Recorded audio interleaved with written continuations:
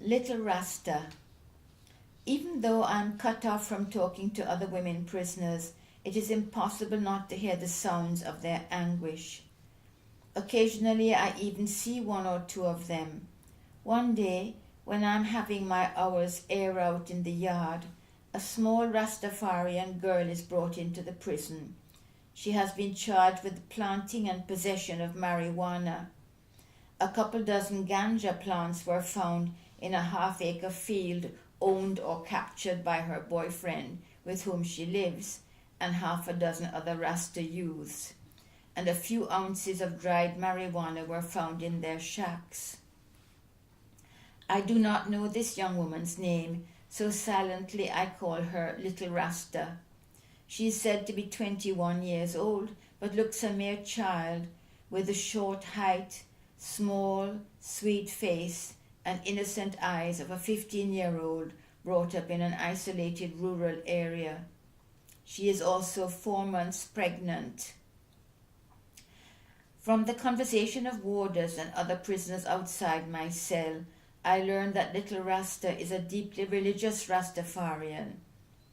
Not only does she refuse meat, she will not eat the prison's rice and peas or green bananas, nor drink the cocoa because they are cooked in a non-iron metal pot, nor drink any water which flows through the metal pipes. I know that if I am to hold on to my mind as well as my humanity, I must maintain interest in and concern for the lives of the people who surround me. This is, in any case, natural to me, and I am concerned about Little Rasta. I listen out for further information about her.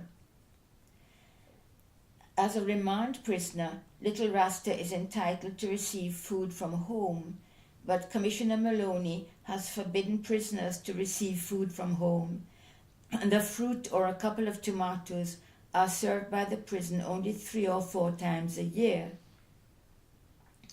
The law provides for a special diet for prisoners on medical or religious grounds, but Maloney always ignores this.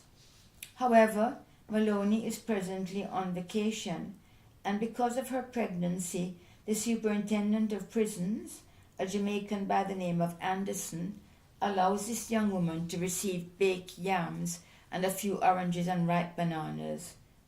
Even so, she is getting very little food or liquid.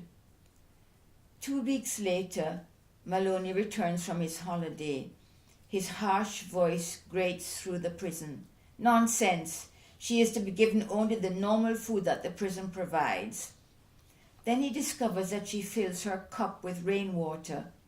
When it rains, she is not to be allowed outside. When she gets hungry and thirsty enough, she will eat and drink what is served. 4 days pass. She does not eat or drink anything. From my cell, I hear Matron Granger gently reasoning with her. You need to drink the cocoa at least. The milk is important for your baby's development. The milk is from an animal. If I eat what comes from flesh, it will damage me child, matron, comes her soft, certain reply. What can be done? She is not eating or drinking water. Even the women warders grumble, look how she's getting small. She's crazy not to eat, but at least the commissioner could let her stay outside and catch water in her cup when it rains.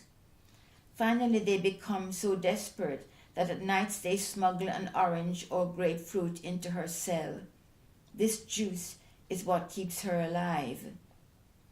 In Grenada, during the summer, it often rains soon after midday. Now, every afternoon, as soon as the other prisoners are let out of their cells after the lunchtime lockup, I hear footsteps running into the yard. One day, the warder at my door has to leave for a moment. Taking a chance, I stand on my bunk, peering down from its high window. I see Little Rasta's small figure bending over the gerberas in the tiny strip of garden outside. Gently, she raises each gerbera leaf, licks the rainwater off it, replaces it, and moves on to the next plant. I I happen to be in the yard for exercise when she returns from a court appearance 3 months later. She is 7 months pregnant now. Her little face is alive with joy. The police stopped the van by a river and let me drink, she tells the warders. And look, they give me this bunch of bananas. She is all belly and eyes, her limbs like dry sticks. 2 weeks later, she returns to court and is released with a fine. For years I hoped for news of her, asking myself, did she survive labor? Was her child born alive? And if so, in what condition?